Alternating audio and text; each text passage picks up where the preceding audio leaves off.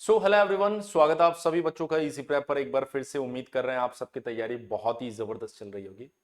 Dear students, आज की इस वीडियो में हम लोग बात करने वाले हैं बीईयू सेकंड सेमेस्टर के उन सभी बच्चों का जिनका अब एग्जामिनेशन में लगभग 90 से 100 दिन बचे हैं। 90 टू 100 डेज में क्यों बोल रहा हूं, यहां पर आप इस बात को समझिएगा कि जो बीईयू है उनकी तरफ से नई यूजी की गाइडलाइंस आई है, जिसके मुताबिक जो आपका थर्ड सेमेस्टर है ना, उसको जुलाई में शुरू करना है। और अगर हम लोग देखें तो कितनी भी जल्दबाजी वो करे, जुलाई में शुरू करना हमें थोड़ा सा मुश्किल लग रहा है, पर अगस्त में उसको एनी हाउ शुरू होना ही होना है। अब अगस्त में अगर वो सेशन शुरू होता है तो इसका मतलब यह है कि जुलाई में आपके सेशन को कंप्लीट होना पड़ेगा। और अगर आपके सेशन को जुलाई में कंप्लीट होना पड़ेगा तो आपके पास में आधा अप्रैल बचा है, मई बचा है, जून बचा है और आधा जुलाई आप मान लो, यानी लगभग 3 महीने का समय आप मानकर चल सकते हैं। और इस 3 महीने के अंदर आप सभी बच्चों को अपने सेकेंड सेमेस्टर के एग्जामिनेशन के लिए प्रिपरेशन को इतनी मजबूत करनी होगी जिससे कि आप एग्जामिनेशन में किसी तरह की कोई मिस्टेक ना करें। अब यहां पर अगर हम लोग बात करें कि सर इस प्रिपरेशन के अंदर हमें किन किन बातों का ध्यान रखना होगा, देखिए अगर आप किसी भी सेमेस्टर एग्जाम की प्रिपरेशन की बात करते हैं तो देखिए आपको दो तीन बहुत ही इंपॉर्टेंट चीज है जिस पर काम करने की जरूरत है। Number one, notes. बहुत सारे आप में से ऐसे बच्चे होंगे जो अभी नोट्स बना नहीं रहे होंगे, मैं आपको बता रहा हूं ऑनेस्टली। वो सोचते हैं कि सर हम पीडीएफ को ऐप में सेव कर लेंगे, फिर बाद में ऐसे देख लेंगे, फिर बाद में वैसे देख लेंगे, जरूरत नहीं पड़ेगी। पर मैं आपको बता रहा हूं कि अभी भी समय है, आप अपने प्रॉपर नोट्स बनाइए। नोट्स बनाने से दो काम होता है, जिस चीज को आपने पढ़ा है वो नोट्स के द्वारा दोबारा रिकॉल हो जाता है। तीसरी चीज, जो आपका वे ऑफ राइटिंग होता है ना, वो और ज्यादा इंप्रूव होता है।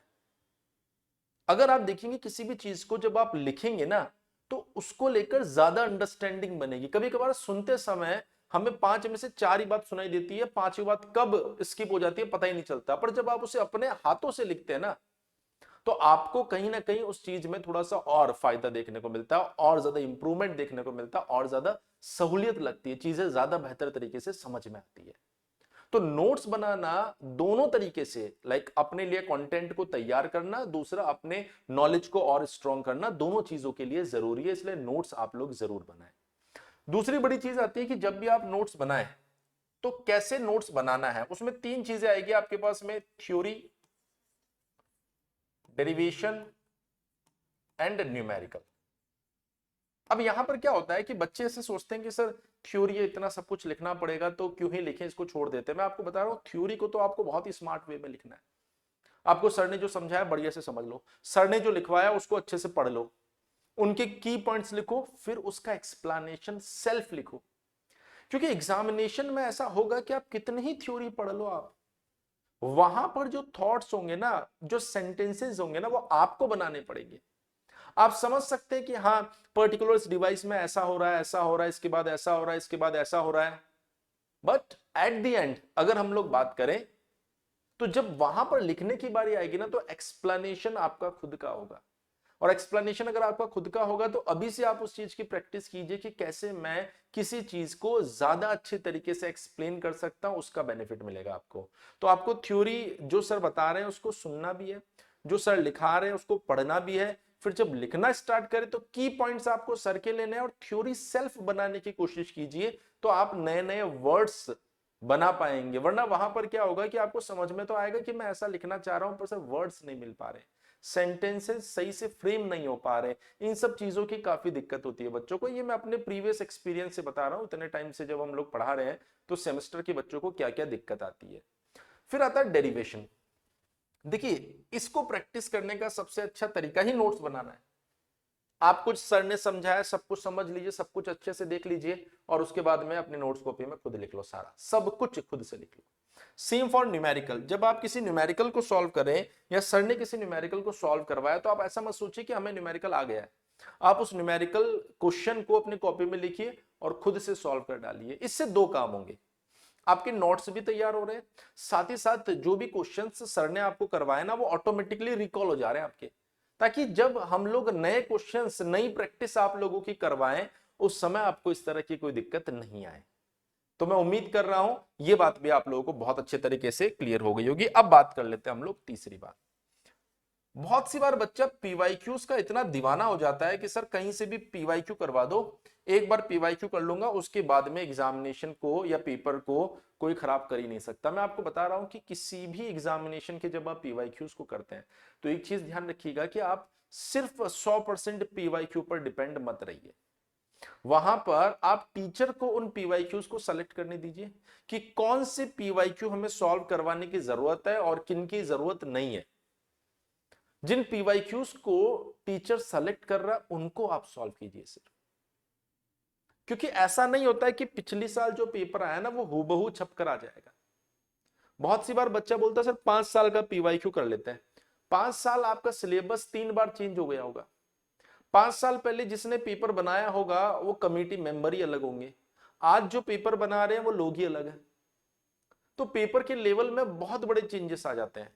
इसलिए इतने ज्यादा पुराने पीवाईक्यूज आपको नहीं करने चाहिए। पीवाईक्यू में उन स्टैंडर्ड क्वेश्चंस को करना होता है जिनके बार बार रिपीट होने के चांसेस होते हैं। जैसे अगर हम लोग बात करें तो हर एक चैप्टर, हर एक यूनिट के अंदर एक या दो टॉपिक ऐसे होते हैं जिनका एग्जाम में आना तय होता है, उनको करना होता है। ऐसे क्वेश्चंस को नहीं करना होता है जो सरप्राइजिंगली इस बार आ गए, अगर इस बार आ गए तो अगली बार नहीं आएंगे वो। इसलिए आपको इस चीज का ध्यान रखना है कि पीवाईक्यूज टीचर को सेलेक्ट करने दीजिए, जो भी वो आपको करवाएंगे उनको आपको करना है। इंपॉर्टेंट इज इसके साथ में वो जो मोस्ट एक्सपेक्टेड क्वेश्चन आपको करवा रहे हैं कि देखिए इन क्वेश्चंस के एग्जामिनेशन में आने के अब ज्यादा चांस है, उनको आप लोगों को सॉल्व करने की जरूरत है, तो उनको आप जरूर सॉल्व कीजिएगा। तो आपके पास में इन 90 दिनों में इस नोट्स को बनाना और इस तरीके से बनाना है। जब ये टास्क पूरा हो जाए ना उसके बाद इस पर जाना है।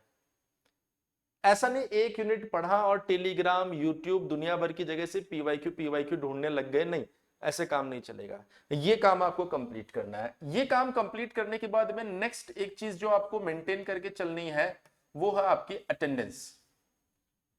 अभी जैसे आपने थर्ड सेमेस्टर के माहौल को देखा और यहां से आपको एक बात तो समझ में आ गई होगी कि बहुत सारे ऐसे बच्चे हैं जिनकी अटेंडेंस पूरी होने की वजह से, अटेंडेंस 75% नहीं होने की वजह से उनको एग्जामिनेशन फॉर्म भरने नहीं दिया गया।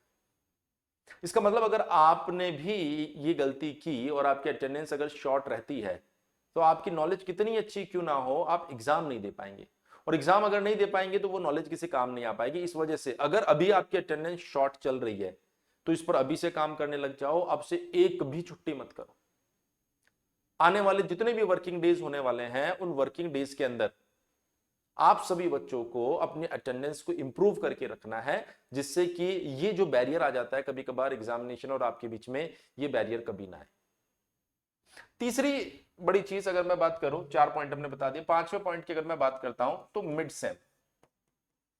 ये जो मिड सेम आता है या आप उसे मिड टर्म भी बोल सकते हैं, इसके अंदर बच्चे क्या करते हैं, बहुत ज्यादा चीजों को लाइटली ले लेते हैं। हमने बच्चों को बताया कि अभी आपके मिड सेम स्टार्ट होने वाले होंगे कुछ ही दिनों के अंदर, कुछ कॉलेजेस में अनाउंसमेंट हो गए होंगे, कुछ में भी अनाउंसमेंट हो जाएंगे। तो मिड सेम के अंदर बच्चे आपको ये चीज ध्यान रखना है कि जो आपका सिलेबस है उसको तो हम कंप्लीट करवा ही रहे हैं, लेकिन बहुत सी बार बहुत सारे कॉलेजेस के अंदर क्या होते हैं, टीचर्स यूनिट में एक दो चीजें बता के यूनिट खत्म कर देते हैं। आपका जो मिड सेम का पेपर बनता है ना वो वही टीचर बनाएंगे। अब अगर उन्होंने आपको 4 ही बातें बताई है ना तो आप उन 4 बातों को अच्छे से देख के चले जाओ, क्योंकि जितना उन्होंने बताया ना मिड सेम उसी में से आएगा। एंड सेम जो होता है वो ओरिजिनल सिलेबस जो होता है ना उसकी बेसिस पर आता है। तो आपको एंड सेम के लिए तो हम तैयार कर ही रहे हैं, पर मिड सेम के लिए आप उतना देखकर जाइए जितना आपके टीचर ने आपको बताया है। तो आप मिड सेम को अच्छे से दीजिए। टीचर के साथ किसी तरह का कोई भी ईगो क्लैश मत करवाइए। बहुत सी बार बच्चे इंजीनियरिंग में थोड़ा सा, अभी आप आए हो सेकंड सेमेस्टर में, आपके अंदर थोड़ा सा एक अलग ही जोश रहेगा कि अब हम इंजीनियर बन गए, अब हम कुछ भी कर सकते हैं। तो उस ईगो क्लैश को थोड़ी देर के लिए आपको रोक के रखना है, क्योंकि अगर इंटरनल मार्क्स में कमी रह गई ना तो हो सकता है एक्सटर्नल में आप पास तो हो जाओ, लेकिन उतना अच्छा स्कोर नहीं कर पाओगे जितना अच्छा स्कोर आप कर सकते हो। तो 30% तक वेटेज जो है ना वो इंटरनल के पास में, और 30% अपने आप में बहुत अच्छा वेटेज होता है। अगर मान लीजिए कि आप असाइनमेंट टाइम पर दे देते हो, मिड सेम अच्छा दे देते हो, अटेंडेंस आपकी अच्छी होती है, तो आउट ऑफ 30 आप 25 तक स्कोर कर सकते हो। सोचिए अगर 25 नंबर आपके पास यहाँ आ जाते हैं तो आउट ऑफ 70 अगर आप एवरेज भी परफॉर्म करते हैं तो आपको ओवरऑल अबव एवरेज आ जाता है स्कोर। और अगर आउट ऑफ 70 आप एक्स्ट्रा ऑर्डिनरी परफॉर्म करते हैं तो वो एक्स्ट्रा ऑर्डिनरी प्लस इंटरनल का एक्स्ट्रा ऑर्डिनरी आपको एक एक्स्ट्रा ऑर्डिनरी स्टूडेंट बना देगा वहां पर। इसलिए जरूरी है कि इंटरनल के साथ कोई छेड़खानी आप लोगों को करना नहीं है, बहुत समझदारी के साथ में इन सब चीजों को आपको हैंडल करना है। उसके बाद में जो नेक्स्ट बड़ा पॉइंट आता है ना, उसको आप सभी बच्चे बहुत ध्यान से देखिए। जो यहां पर बच्चे गलती करते हैं कि सर जब एग्जामिनेशन का नोटिस आएगा, जब हमारे पास में एग्जामिनेशन फॉर्म का नोटिस आ रहा होगा, या फिर कहीं से ये चर्चा चालू हो जाएगी कि अब एंड सेमेस्टर एग्जामिनेशन आने वाले हैं, तो हम प्रिपरेशन शुरू करेंगे लास्ट मोमेंट पर। लास्ट मोमेंट प्रिपरेशन स्टार्ट करना। यहां पर बच्चा पैनिक सिचुएशन में आता है, अभी कुछ भी नहीं पड़ेगा, फिर जैसे जैसे एग्जामिनेशंस आएंगे, पास आते लगेंगे, उसको लगेगा यार 2 महीने, 1.5 महीना, कब 1 महीना बचेगा, कब 15 दिन बचेगा, कब नोटिस आ जाएगा पता ही नहीं चलेगा। फिर बच्चा ढूंढेगा सर कैसे भी करके एक ऐसा वीडियो बना दो जिससे पास हो जाए। मैं आपको बता रहा हूं कि हो सकता है आप लोग पास हो जाओ, पर आपने इंजीनियरिंग पास होने के लिए नहीं किया, आपने एक अच्छी नॉलेज लेके अच्छे प्लेसमेंट या फिर अच्छे संस्थान में यहां से आगे जाने का सोचा है। और अगर आपने ऐसा सोचा है तो ये जो लास्ट मोमेंट पे आपने प्रिपरेशन शुरू करने का सोचा है ना, ये काम नहीं आएगा आपके। आज से, अभी से, वीडियो को देखने के बाद से ही आप लोगों को अपनी प्रिपरेशन को शुरू कर देना है। अगर आप शुरू कर देंगे तो मैं आपको यकीन के साथ बोल सकता हूं कि आप सभी बच्चे नॉलेज गेन करेंगे, अपने कॉलेज का सीजीपीए स्ट्रॉन्ग करेंगे। इससे 2 फायदे होंगे, प्लेसमेंट में आपको प्रायोरिटी मिलेगी, फ्यूचर में जब आप किसी गवर्नमेंट एग्जामिनेशन को टारगेट करने जाएंगे ना, तो वहां के लिए आपके पास बेसिक फंडामेंटल नॉलेज पहले से रहेगी, क्योंकि आपने अपने एकेडमिक्स को बहुत अच्छे से पढ़ा है। यकीन मानिए अगर इतनी चीजों को आप लोग करके चलते हैं ना, तो फिर आपके सेमेस्टर एग्जामिनेशन में घबराने की कोई जरूरत नहीं है आपको। पर अगर आप इतना नहीं करके चलेंगे और धीरे धीरे एग्जामिनेशन का वेट करेंगे ना, तो एक दिन एग्जामिनेशन फॉर्म आ जाएगा और एक दिन एग्जामिनेशन भी आ जाएगा, और आप जिस तरीके से परफॉर्म करना चाह रहे हैं ना, उतना आप परफॉर्म कर नहीं पाएंगे। इसलिए मेरा आप सभी लोगों से रिक्वेस्ट भी है कि जो मैंडेटरी कंडीशन होती है किसी भी सेमेस्टर के लिए, उसको फुलफिल कीजिए। जो कंटेंट हम आपको प्रोवाइड करवा रहे हैं उस कंटेंट को अच्छे से पढ़िए। फिर भी अगर आप लोगों को कोई समस्या आती है, आप लोगों को किसी तरह का कोई फेवर चाहिए मुझसे या इजी प्रेप की किसी टीम से, तो आप हमें बताइए, हम 200% आप लोगों का फेवर करेंगे। बस जरूरी यह है कि जिस तरीके से इतने बच्चों ने 8 से ज्यादा सीजीपीए, 7.5 से ज्यादा सीजीपीए, 9 से ज्यादा सीजीपीए, अब सारी फोटो तो हम लगा नहीं पाएंगे, अभी रिसेंटली ही आपका कोई रिजल्ट आया था, हमने बहुत सारी फोटो कम्युनिटी पोस्ट में भी डाल रखी है। मैं चाहता हूं कि अगली बार आप सभी बच्चे भी इसी तरीके से मैक्सिमम सीजीपीए लेकर आए, जिससे आपका खुद से कंपटीशन बने कि हाँ यार मैं पिछली बार 8.3 सीजीपीए लाया था, अब मुझे 8.3 से ज्यादा लेकर आना है। कैसे लेकर आना है, क्या कमियां रही उनको रेक्टिफाई करता हूं और उसको इस बार मैं ऐड करके और अच्छे सीजीपीए लेके आऊंगा। और वो बच्चे जिन्होंने अभी तक तैयारी शुरू नहीं की है, उनको मैं बता देता हूं कि यार बहुत ही प्रीमियम बैच हम लोग प्रोवाइड करवा रहे हैं इजी प्रेप एप्लीकेशन पे, उम्मीद बैच। किसके लिए? बीईयू के लिए। इसमें क्या हो रहा है, आप लोगों के लिए आपको डेडिकेटेड क्लासेस मिल रही है आपके सेकंड सेमेस्टर की, जिसमें लाइव क्लासेस की रिकॉर्डिंग भी दे रहे हैं, पीडीएफ नोट्स भी दे रहे हैं, मोबाइल लैपटॉप टैबलेट का एक्सेस दे रहे हैं। जिस तरीके से थर्ड सेमेस्टर का एग्जाम बूस्टर बैच शुरू हुआ है, उसी तरीके से आपका भी इसी बैच के अंदर इंक्लूड है। वीवीआई क्वेश्चन देंगे एग्जाम से पहले, एमसीक्यू प्रैक्टिस टेस्ट सीरीज भी आपको देने वाले हैं। सेकंड सेमेस्टर का बैच अभी 1999 रुपए में ऑफर में मिल रहा था, पर आप ऐप पर जाकर देखिए आपको भी 1599 रुपए में ही मिल रहा है। आपको सिर्फ और सिर्फ एक कूपन कोड इस्तेमाल करने की जरूरत है, और वो कूपन कोड एप्लीकेशन में ही है। अगर फिर भी आपके दिमाग में कोई कंफ्यूजन रह जाता है तो आप हमारे हेल्पलाइन नंबर 7014639318 के ऊपर कॉल कर सकते हैं। मैं उम्मीद कर रहा हूं जितनी भी चीजें मैंने आप लोगों को बताई होगी, आप सभी बच्चों ने उसको अच्छे से सुना होगा, समझा होगा। पिछले 15 से 16 साल के अनुभव में मैं सारी चीजें ऑब्जर्व करके आप लोगों के साथ शेयर कर रहा हूं, ताकि आप लोग किसी तरह की कोई गलती ना करें और एग्जामिनेशन के अंदर बेस्ट परफॉर्म करें। आज की इस वीडियो में इतना ही, मिलेंगे आप लोगों से नेक्स्ट वीडियो में कुछ और इंफॉर्मेटिव सेशन के साथ। तब तक के लिए बने रहिए इजी प्रेप के साथ। Thank you so much.